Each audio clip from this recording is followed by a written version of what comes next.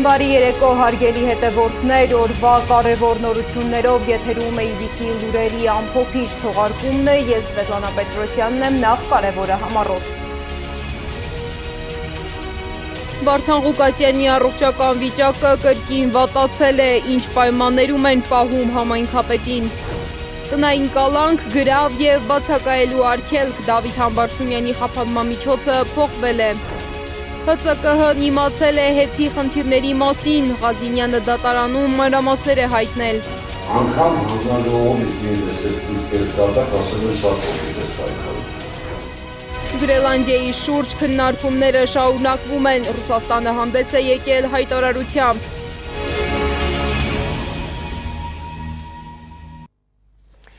Եվ այսպես ամենայն հայոց կաթողիկոսի հրավերով եպիսկոպոսատ ժողովը կկայանա փետրվարի 16-ից 19-ի Սանկտ Փյոլթն քաղաքում։ Մեծ հետ զրույցում հայտնել է Մայրաթորի տեղեկատվական համակարգի տնօրեն Եսայի Քահանա Աթենյանը։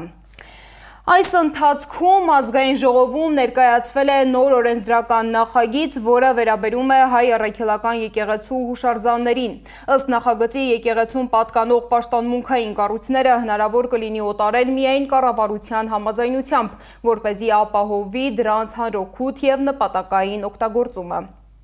Իմ առաջարկն էր, որ եկեղեցուն արգել ենք եկեղեցի սեփականության իրավունքը փոխելը, բայց բնականաբար իրավական բազմաթիվ հարցերի առջև ենք կանգնել եւ դրա համար ենք այս ձևակերպումը ունեցել։ Միգուցե պարոն Դադունցը նաեւ արձագանքի ձեզ։ Խնդիրն այն է, որ մեր արդարադատության նախարարության գործընկերները կարծում են, որ պետք է օրենսդրության մեջ հիմքերը սահմանվեն, որոնց վրա կմշակվի կարգը, եւ մենք կարծում ենք, որ հնարավորինս լայն շրջանակ ենք ընդգրկել հիմքերի, որոնց վրա կկարողանա արդեն լիազոր մարմինը այդ կարգը սահմանել։ Մինչ այդ այս տարվա ազգային ժողովի առաջին նստաշրջանը սկսվել է լարված մթնոլորտում, ոչ թե նոր օրակարգային հարցերով, այլ փոխադարձ մեղադրանքներով։ Առաջին պլանում կրկին հայտնվել է 44-օրյա պատերազմի հանգամանքներն ուսումնասիրող քննիչ հանձնաժողովի զեկույցը, որը արդեն 5 տարի օրակարգում է, բայց դեռևս փակ է հանրության համար։ Ընդդիմությունը շարունակում է պնդել, որ զեկույցը պարտադիր պետք է ներկայացվեր ազգային ժողովին, թեկուզ փակ ռեժիմով, իսկ իշխանությունը հակադարձում է, որ փաստաթուղթը հասանելի է, պարզապես պատգամավորները պետք է անձամբ գնան ու ծանոթանան դրա բովանդակությանը։ Խորհրդարանի անցուդարձին հետևել է Սեդա Մակարյանը։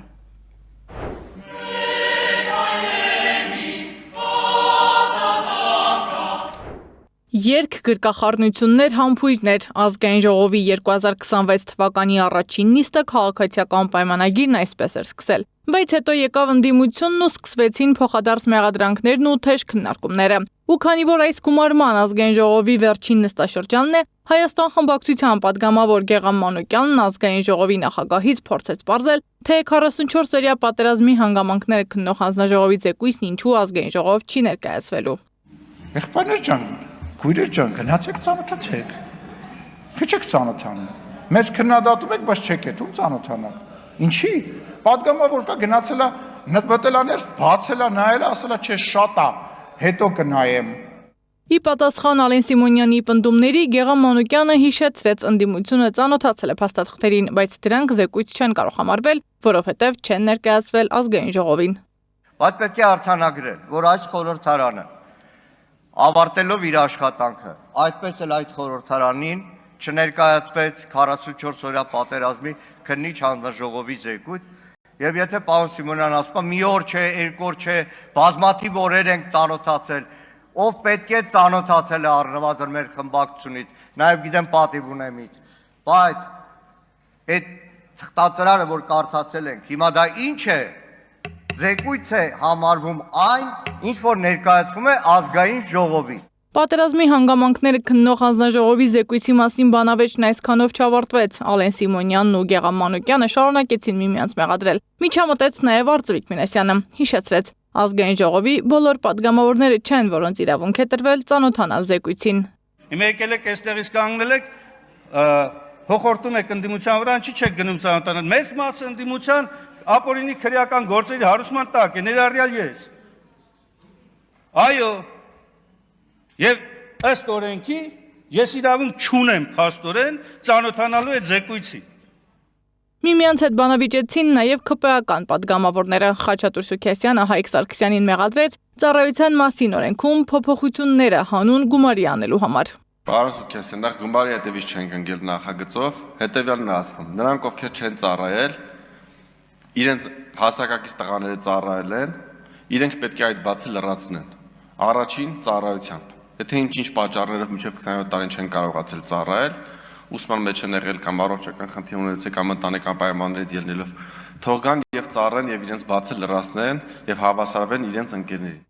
Հայկ Սարգսյանն իր ելույթում անդրադարձավ Պաշտպանության նախարարությունում առկա մի շարք խնդիրների, ներկայացրեց իր առաջարկած լուծումները, սակայն ՊՆ փոխնախարար Արման Սարգսյանին падգամավորի ելույթը դուր չեկավ։ Ունենալով քննարկումների հնարավորություն այս ամբիոնից վերհիշել նախապատմության մեջ նաև դժգոհության էլեմենտներ ներառող ելույթով հանդես գալ, ամեն դեպքում կարծում եմ, որ Պաշտպանության նախարարություն եւ падգամավոր գործակցությունը, փոխգործակցությունը եղել է շատ գործընկերային, շատ արդյունավետ եւ դուք մշտապես հնարավորություն եք ունեցել ձեր խնդիրների եւ դժգոհությունների մասին գործընկերային մթնոլորտում մեզ հայտնել։ Ազգային ժողովի նախագահն այսօր ակտիվ էր, ընդմիջման ժամանակ լրագրողների հետ ճապազրույցում անդրադարձավ վերջին շրջանում անդադար քննարկվող մի շարք թեմաների, մասնավորապես Սիմոնյանը հորդորեց չհաշվել իրենց աշխատավարձն ու պարգևավճարները, պնդեց, պետք չի ընկնել 3-ից 4 միլիոն դրամի հետևից։ Այն մարդիկ, ովքեր որ այսօր այդ տատիկ պապիկների հոսանքի վարձի, որակի գործով են զբաղվում, ճանապարհների խաղաղություն են բերում եւ պետության բոլոր ուղղություններով աշխատում են եւ ամեն աստծոր ամեն ինչի մեջ մեղադրվում են, այդ մարդիկ պետք է կարողանան երկիրը ներկայացնել, նորմալ շոր հագնեն, կարողանան աշխատանքի գան։ Աշխատավարձի մասին հարցը դուր չեկավ նաև ազգային ժողովի փոխնախագահ Ռուբեն Ռուբինյանին։ Այդ հարցից հետո նա հեռացավ ճապազրույցը կիսատ թողնելով։ Գնամ ես։ Այսինքն իմ հարցին գնահատական է տալիս։ Հիմա առանց մանիպուլյացիա։ Կներեք, ես չեմ Շատ լավ, մանիպուլյացիա։ Սեդա Մակարյան, Նոնա Գևորգյան, ABC Media։ Իսկ Ազատի զինվորական կացարանի 15 զինծառայողի կյանք խլած հրդեհից ուղիղ 3 տարի անց չկա ամենակարևոր հարցի պատասխանը,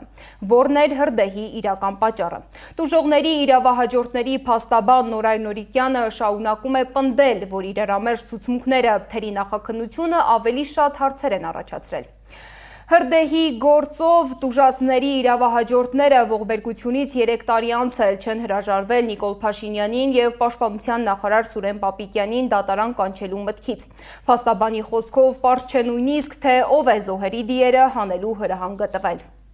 Փաշինյանը կառավարության նիստում ասում է մենք ամբողջ գիշեր աշխատել ենք, Փաշինյանը սկզբից խոսում է մեծ ծավալով բենզինի տարածման մասին, հետո մենք շրջանառության մեջ ենք տեսնում սուրճի բաժակի մասին տեղեկությունը, հետո մենք տեսնում ենք լրիվ ուրիշ զեկույցներ, օրինակ ինձ որպես փաստաբանի, որպես դժողների լիազոր ներկայացուցիչ, որպեսզի մեր կասկածները փարատվեն նաև այդ առումով, մեզ անհրաժեշտ է այդ տվյալ օրվա ամբողջ քրոնիկայի վերլուծությունը։ Այդտեղ այդ հրշեջների ղեկավարը, չգիտեմ, առյուծի սիրտ չէր կերել ու ինքը չէր կարող ինքնագլուխ որոշում կայացնել առանց վերադասի թույլտվության զոհված զինծառայողների դերը դուրս բերելու, որովհետև չգիտեմ որքանով եք դուք հետևել գործի քննությանը, ես բազմաթիվ խաչաձև հարցերով փորձել եմ ստանալ այդ հարցի պատասխանը։ Կար համոզմունք հրդեհաշիջման գործընթացում, որ մենք գործ ունենք այնտեղ ողջ մնացած զինծառայողների հետ։ Միայն պատասխանը ըստ էության տվել է այդ հրշեջ ծառայողների ղեկավարը, որը փորձում էր իր գործողությունները արդարացնել, որ մենք այդ ծավալի ջուրը օգտագործում ենք եւ զոհված զինծառայողներին հանում ենք այդ տարածքից, հույս ունենալով, որ այդ տարածքում ինչ որ նկուղ կլիներ, այդ նկուղի մեջ կարող են ողջ մնացած զինվորներ պատասպարված լինեն, իսկ մնացածը, երբ որ մենք նկարագրում ենք այդ ամբողջ ծավալը, հիշեք հայտի տեսանյութ կա, որը հրապարակվել է այդ ամբողջ տանը, երբ որ մենք բոլոր վկաներին հարցաքննել ենք եւ հարցաքննելիս հարց ենք առաջացել, թե արդյոք նման պայմաններում հնարավոր էր ողջամից նույնիսկ 1% ենթադրություն կամ կասկած այն մասին, որ այդ տարածքում հնարավոր էր նման հրդեհի պայմաններում ողջ մնացած զինվոր, ըստ էության բոլորը բացառել են։ Մասիսի նախկին համայնքապետ Դավիթ Համբարձումյանը վերադարձել է տուն։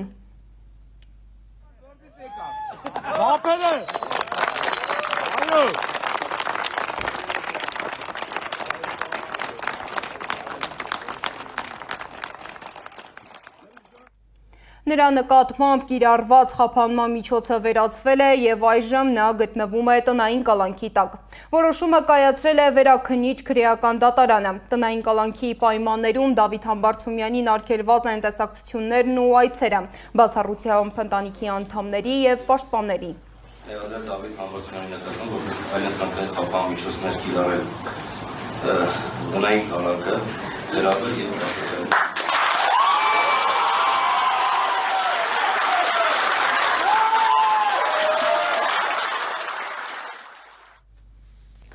Շարունակվում է Գյումրու քաղաքապետ Վարդան Ղուկասյանի գործի հերթական դատական նիստը։ Նիստը սակայն սկսվել է ուշացումով, որովհետև Ղուկասյանի համար դարձյալ շտապօգնություն է ժամանել դատարան։ Նիստին Ղուկասյանը ներկա չէր, իսկ դատավորը ուշադրությունը սևեռել էր փաստաբանի դեմ հարուցված քրեական գործի վրա։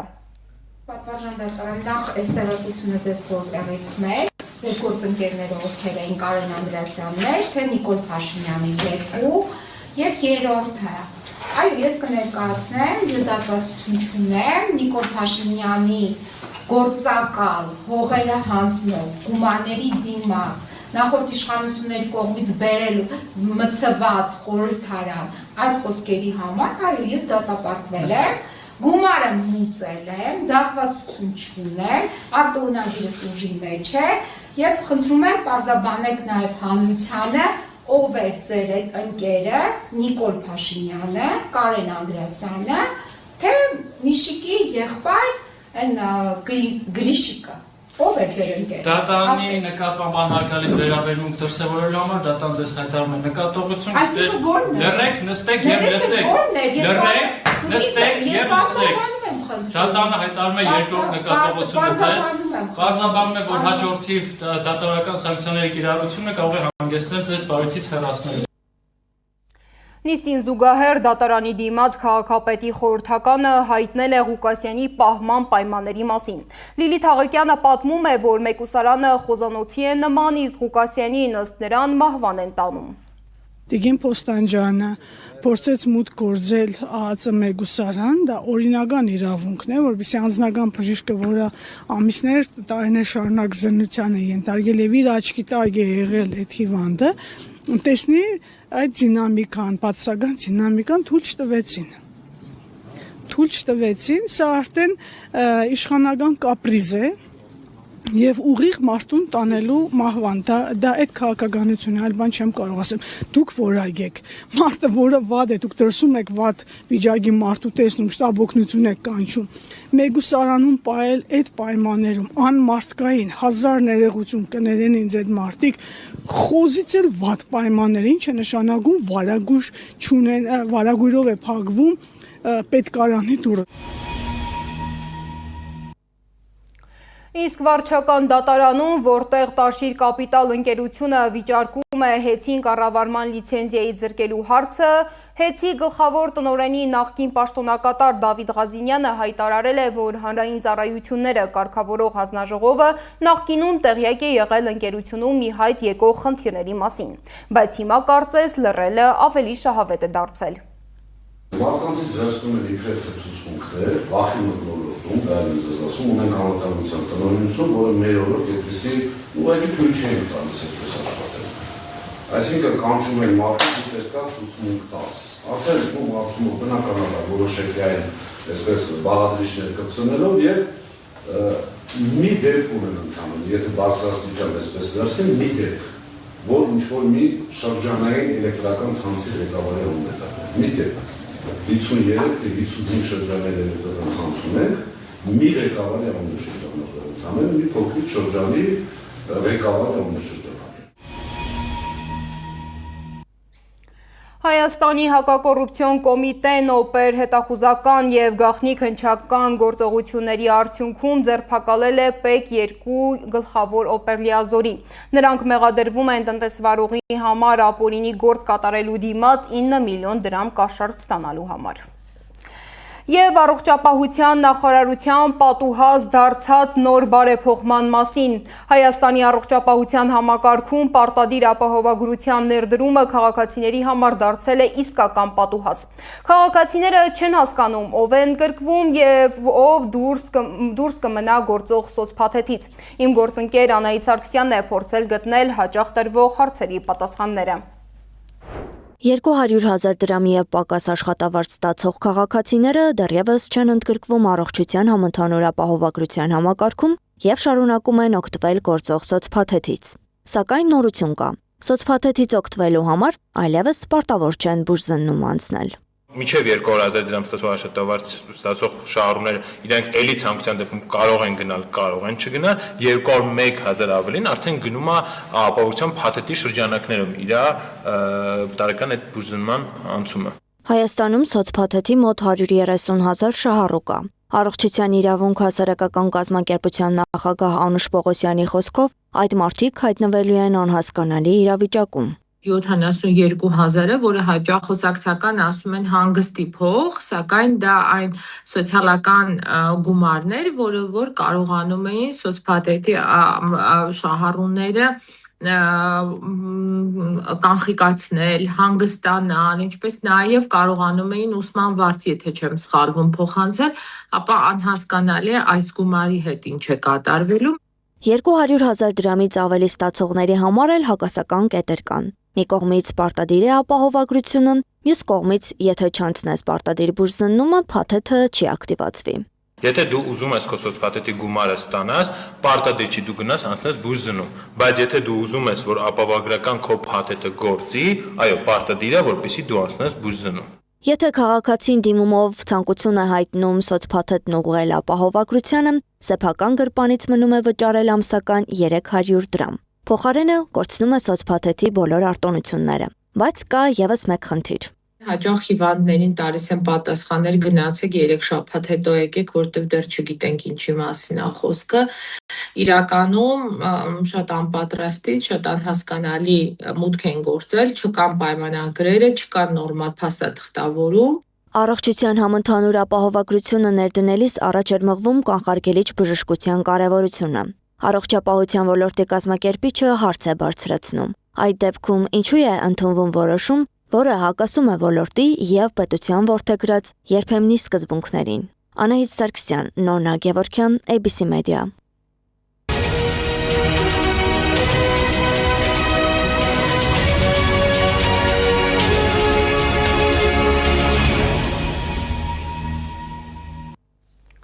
Միջազգային լրահոսից վաղը շվեյցարական Դավոսում տեղի է ունենալու ռուս-ամերիկյան բանակցությունների հերթական փուլը։ Կրեմլի հատուկ բանագնաց Կիրիլ Դիմիտրիևը հանդիպելու է Սպիտակ տան հատուկ ներկայացուցիչ Սթիվ Ուիտկոֆին եւ ԱՄՆ նախագահ Դոնալդ Թրամփի փեսա Ջարեդ Քուշների հետ։ Կողմերը քննարկելու են Ուկրաինայում պատերազմի դադարեցման ամերիկյան ծրագիրը։ Սիրիայի ժամանակավոր նախագահ Ահմեդ Ալ-Շարան հաստատել է քրդական ուժերի հետ հրադադարի համաձայնագիրը։ Համաձայնագիրը նախատեսում է կրակի դադարեցում բոլոր ճակատներում եւ քրդական ստորաբաժանումների տեղափոխում Եփրատի արևելյան ափ։ Ով ինչ խնդիր լուծեց այս քայլով եւ սա կարող է բեկումնային լինել Սիրիայի համար, մեկնաբանում է Արաբագետը։ Էության դա եւ դրան հաջորդելիք որոշ քայլեր Սիրիայում մի շարք այլ խմբերի հետ կապված, խոսքը վերաբերում դրուզների եւ ալավիներին, հանգեցնելու է Սիրիայի կառավարության դիրքերի, Սիրիայի ամբողջական ինքնիշխանության վերականգնման։ Թուրքիան ոչ միայն ինքն է աջակցել այդ Թուրքիայի քաղաքականությունը եւ Թուրքիայի քայլերը նպաստել են, որպեսզի Միացյալ Նահանգները այս հարցին ավելի կառուցողական մոտեցում ունենա, ցուցաբերի եւ որպեսզի Միացյալ Նահանգների նաև ազդեցություն լինի քրդերի մեկ այլ հովանավորի Իսրայելի դիրքավորման վրա եւ այլն։ Այսինքն Թուրքիան ըստ էության իր համար կենսական խնդիր է լուծել։ Վենեսուելայի շուրջ աղմուկը դեռ չի մարել, իսկ Դոնալդ Թրամփի ուշադրությունն արդեն ուղղվել է Գրենլանդիային։ Կղզու նկատմամբ Միացյալ Նահանգների հետաքրքրությունը նոր չէ։ Վաշինգտոնը Գրենլանդիան երկար տարիներ դիտարկել է որպես ռազմավարական կարևոր տարածք։ Սակայն այժմ ԱՄՆ-ում այս մասին խոսում են ավելի ուղիղ, նշելով, որ կղզին պետք է դուրս գա Դանիայի վերահսկողությունից։ ԱՄՆ նախագահ Դոնալդ Թրամփը քննադատել է Դանիային, ընդգծելով, որ չնայած ՆԱՏՕ-ն այս խնդրի մասին խոսում է արդեն 2 տասնամյակ, ոչ Կոպենհագենը, ոչ էլ Եվրոպան բավարար քայլեր չեն ձեռնարկել ռուսական վտանգը Գրենլանդիայից հեռու պահելու համար։ Թրամփի խոսքով ժամանակն է գործելու եւ դա պետք է արվի հիմա։ Գրենլանդիայի շուրջ զարգացումներին արձագանքել են նաև Ռուսաստանից։ Կրեմլիի պաշտոնական ներկայացուցիչ Դմիտրի Պեսկովը հայտարարել է, որ Գրենլանդիայի Միացյալ Նահանգներին միանալու դեպքում Դոնալդ Թրամփը կարող է իր անունը գրել համաշխարհային պատմության էջերում։ Պեսկովի խոսքով, անկախ նրանից այդ քայլը համապատասխանում է միջազգային իրավունքի նորմերին, թե ոչ, մի շարք միջազգային փորձագետներ համոզված են, որ նման զարգացումը Թրամփին կդարձնի ոչ միայն ամերիկյան, այլև համաշխարհային պատմության կարևոր կերպար։ Նրա գնահատմամբ այս տեսակետների հետ չհամաձայնելը դժվար է։ Աշխարհում ստեղծված լարվածությունը ազդում է նաև մեր գրպանի վրա։ Ոսկու եւ արծաթի գները ռեկորդային աճ են գրանցել։ Զարդերի արժեքը անցած տարվա համեմատ աճել է մոտ 40%-ով։ Վերլուծաբանները նշում են, որ սա համաշխարհային անորոշությունների, այդ թվում Գրենլանդիայի շուրջ զարգացումների արդյունք է։ Ինչ հետևանքներ կարող է ունենալ ազնիվ մետաղների պատմական ռեկորդը Սեդա Կյուրեղյանի ռեպորտաժում։ Ոսկու գինը հասնում է պատմական ռեկորդի՝ $4666 մեկ ունցիայի համար։ Շուկայում ազնիվ մետաղի գնի այսպիսի բարձրացումը նկատելի է ամբողջ աշխարհում։ Վերլուծաբանները սա կապում են Գրենլանդիայի շուրջ զարգացումների հետ։ Ինչ կապ ունի Գրենլանդիան ոսկու գնի հետ։ Դոնալդ Թրամփն է հայտարարություն արել, որով եվրոպական երկրներին սպառնում է մաքսատուրքեր կիրառել Եվրոպական միությունից Ամերիկայի Միացյալ Նահանգներ մտնող ապրանքների համար։ Եվրոպան միանշանակ հայտարարել է, որ նրա աջակցում է Գրենլանդիայի ամբողջականությունը, սուվերենությունը Դանիայի կազմում եւ նույնիսկ առանձին երկրներ սիմվոլիկ այսպես զորքեր են ուղարկել Գրենլանդիայի պաշտպանության համար կամ Գրենլանդիայի աջակցության համար եւ այս ֆոնին ԱՄՆ-ն պետք է փորձի կասեցնել կամ ճնշել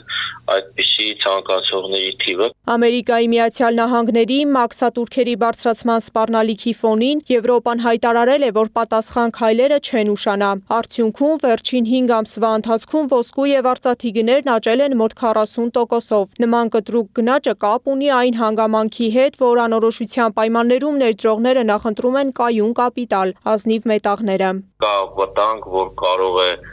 նոր արճակատում ԱՄՆ Եվրոպա եւ այս ֆոնին մարդիկ նախընտրում են իրենց գումարները տեղափոխել ավելի խաղաղ ակտիվներ, դոլարային ակտիվներում չպահեն, ամերիկյան պարտատոմսերի շուկայում գումարները չներդնել, այլ տեղափոխել ազնիվ մետաղների դաշտ, որը թույլ կտա ժամանակավորապես հասկանալ կանխատեսել ինչա կատարվելու շուկայում եւ հետագայում նոր որոշում կայացնել։ Չինաստանը, Հնդկաստանը եւ Ռուսաստանը հիմնական երկրներն են, որտեղ ներդրողները խուսափում են ամերիկյան պարտատոմսեր ձեռք բերել։ Միջազգայնագետի կարծիքով դա առևտրային պատերազմների եւ քաղաքական անորոշության հետևանք է։ Մի X պահի հնարավոր է, որ ընդհանրենք Թրամփը հայտարարի, որ այդ պարտատոմսերի հետ կապված իրենք վճարումներ չեն իրականացնելու, շահաբաժիններ չեն վճարելու այդ պարտատոմսերի հետ կապված։ Եվս առևտրային պատերազմների ընթացքում հիմնականում փորձում են բոլորը գնալ խաղաղ նավահանգից։ Ամերիկայի Միացյալ Նահանգները վերջին 1 տարում ավելի ակտիվ է մաքսատուրքերի բարձրացման քաղաքականությունը կիրառում։ Նախորդ տարվա ընթացքում ԱՄՆ-ն հայտարարեց 25% մաքսատուրքի մասին, ապա նվազեցրեց մինչև 15%։ Ամերիկյան կողմը իր պաշտոնական բացատրությունն ունի։ Ամերիկյան կառավարությունը դա բացատրում է նրանով, որ Եմեն ավելի շատ ապրանք է արտահանում եւ ԱՄՆ, քան ներկրում, եւ նրանք փորձում են մաքսատուրքերը բարձրացնելով որոշակի զսպել կամ հավասարակշռել առևտրային բալանսը։ Քաղաքագետի պնդմամբ Եվրոպան էլ մաքսատուրքեր սահմանելու իր ոլորտներն ունի։ Եվրոպայի պատասխան քայլերի հիմնական ծանրությունն ընկնելու է ավտոինդուստրիայի վրա։ Կդնեն մաքսատուրքեր, առանց դել ամերիկական ավտոպրոմը Եվրոպան մեծ կարգի հաջողություն չունի, Այս արդյունքը լինելու որ ամերիկական էքսպորտը դեպի Եվրոպա հիմնական ավտոմոբիլներ, չէ, մեկ էլ բարձր տեխնոլոգիական սարքավորումներ, այսինքն կրճատվելու են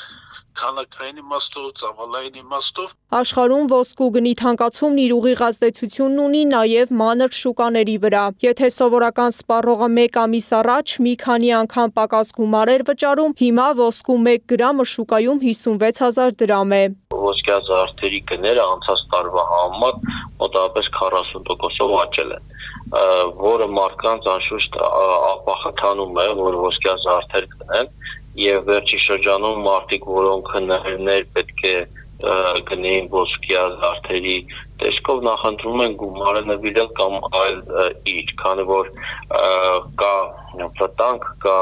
այսպես կանխավարկած, որ այդ զարդիկինը կարող է մի քանի ամիս հետո կտրուկ իջնել եւ նրանք կկորցնեն իրենց գումարը։ Այսպիսով ոսկու եւ արծաթի գների աճը պայմանավորված է քաղաքական եւ տնտեսական անորոշությամբ։ Ներդրողները ռիսկերը նվազեցնելու համար իրենց միջոցները տեղափոխում են ավելի ապահով ոլորտ։ Ձեռք են բերում ազնիվ մետաղներ, ինչն էլ ճգնաժամի պայմաններում բարձրացնում է դրանց պահանջարկը եւ համապատասխանաբար գինը։ Սեդակ Յուրեղյան, Գեղամ Ղազարյան, ABC Media։ Այս ժամի համար նախատեսել էինք այսքանը, շարունակեք հետևել մեզ YouTube-ում, Facebook-ում, Telegram-ում, WhatsApp-ում, Instagram-ում ու TikTok-ում կամ այցելեք մեր պաշտոնական կայք www.abcmedia.am։ ABC լուրերի հաջորդ թողարկումը եթերում կլինի վաղը առավոտյան ժամը 9-ին։ Ես Սվետլանա Պետրոսյանն եմ։ Մնացեք խաղաղությամբ։ Բարի գիշեր։